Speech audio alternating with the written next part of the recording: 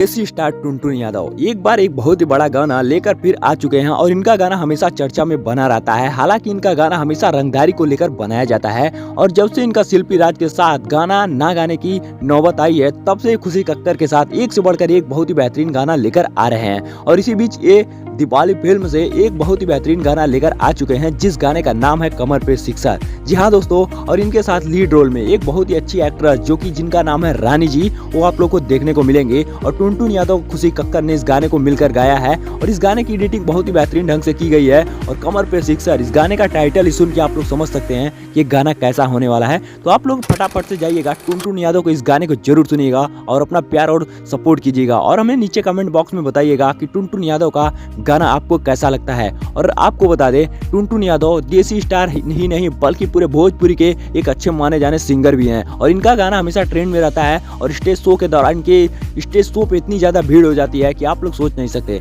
आपको बता दें, आप लोग अगर हमारे इस चैनल पे नए हो तो इस वीडियो को लाइक करके चैनल को सब्सक्राइब करके बेल नोटिफिकेशन कॉल पे सेट कर लीजिएगा, जिससे भोजपुरी रिलेटेड कोई भी खबर हो तो सबसे पहले आप तक जरूर पहुंचे। तो हमारी वीडियो देखने के लिए बहुत बहुत धन्यवाद। तो मिलते हैं फिर से एक और नए धमाकेदार वीडियो के साथ। तो तब तक के लिए जय हिंद, जय भारत, वंदे मातरम।